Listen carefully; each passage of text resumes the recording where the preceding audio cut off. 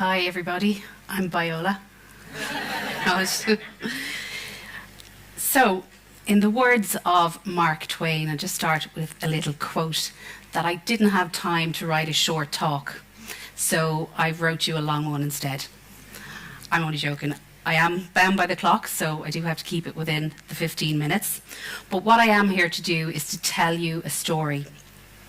It's a real life fairy tale, but it's also a story that has a message of hope and positivity. So once upon a time, there was a young girl. This girl had sparkle in her eyes, she had the world at her feet, and she came to live in this beautiful village that we call home, Ratoath. She had dreams, and she had dreams of the happy ever after. She had dreams of the big house, the picket fence, the kids, the husband, the wedding, and the dogs. All four of them, because she loved her dogs. But that girl doesn't live in that fairy tale anymore, and I'm here to tell you her story. I'm here to tell you my story, because that girl is me. So I'm going to flash forward to 2004, and something wonderful happened. My first son, Harry, arrived. So Harry was the light of our life. He was the first grandchild after a long time, and everybody was very excited. So people came to see him. People knocked at the door and they brought gifts. They brought flowers, chocolates, baby clothes, and the wine, the important stuff. They brought lots of wine. So it all went so well, and we thought, we got this. We're able for this. This parenting business is a cinch. So in 2005, we decided we'll do it again. So I found out that Noah, my now not so little 17-year-old, was on the way. But something also happened in 2005 in my life. My older sister, Antoinette, or we called her Aunt for short, was sick. And she'd been sick for quite a while, and they were running tests on her, eventually diagnosing her with stage 4 esophageal cancer. So being 6 months pregnant and finding out that my sister had terminal cancer was quite a shock. I went into a bit of a depression. I was very down, but we had hope. We had hope that she'd come through it. So in 2006, our wonderful second little bundle of joy, Noah, arrived into the world. And I do believe the universe sent him to me. He was the happiest baby you have ever seen. He smiled from the time he woke up till the time he went to bed. Not like now, because he's a moody teenager, but at the time he was the happiest baby. He was sent for a reason. I needed those little smiles because he kept me going. Because in the June of 2006, Aunt passed away. So after she passed away, I hit rock bottom. I was, I would say, clinically depressed for quite a while, and suffered with extreme health anxieties, almost to the point of I couldn't pass the doctors without thinking, I need to go in. That headache could be a brain tumour, or that pain in my chest could be cancer. And it consumed me and consumed me and consumed me.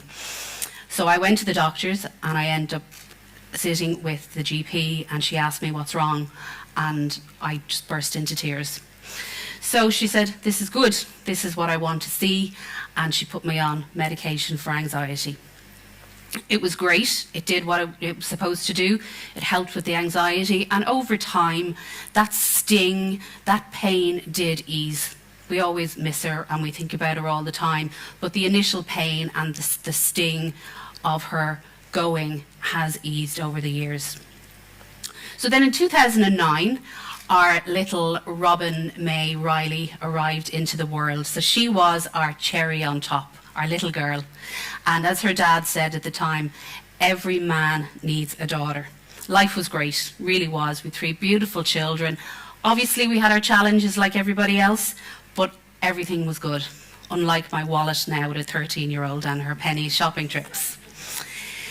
So jumping forward then to 2018, and it was that time, that lull between Christmas and New Year. So it's the days where you don't know what day it is, you don't know what time it is, but you're sitting in your pyjamas, eating selection boxes, and it's getting dark again. So it was one of those days. We were watching a movie downstairs, And Tom, my husband, went upstairs and he called me. And I thought, there's something weird about the way he's calling. Either A, he's found the credit card bill, or B, there's something wrong. I better go and check.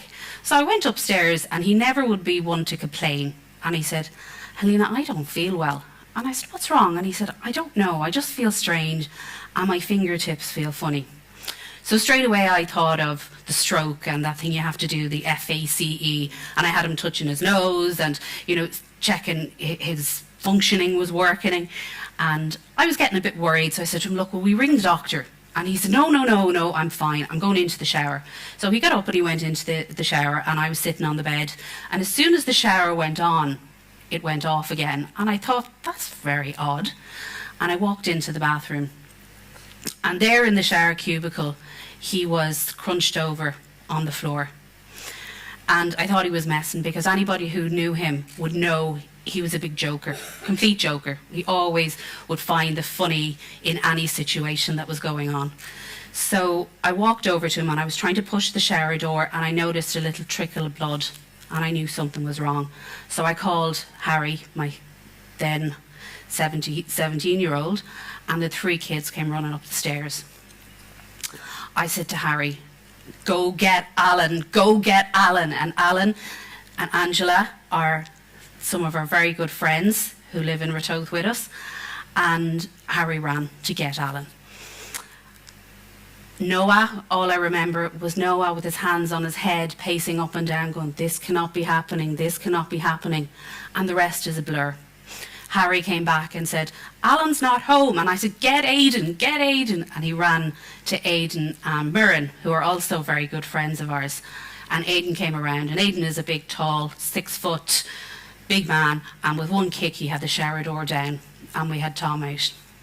But at that stage he was gone. We tried CPR, we waited on the ambulance to come, but he passed away in the shower. Very suddenly, it was complete cardiac arrest. So I was now 43, 3 children, and on my own. What did I do? How did I feel? So I woke up the following morning and I came downstairs and the living room furniture had all been rearranged. The furniture was actually in the garden. The local scout troop were out power hosing my back garden and putting up gazebos.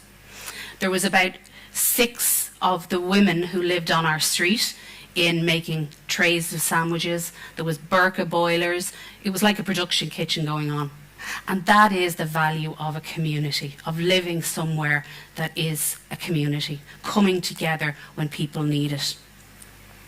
How I felt at the time, I was numb. I didn't know what was going on. I do remember we had Tom home and we had him laid out at home. And this little old lady, I still don't know who she is, came in to see him. And she was dressed in black. And she came up to me and took my hand. And she said, are you the wife? And I said, I am. And she said, oh, you poor thing. You're never going to get over it. Never, ever, ever. The same thing happened to me. And she turned and walked. And I looked at her walk away.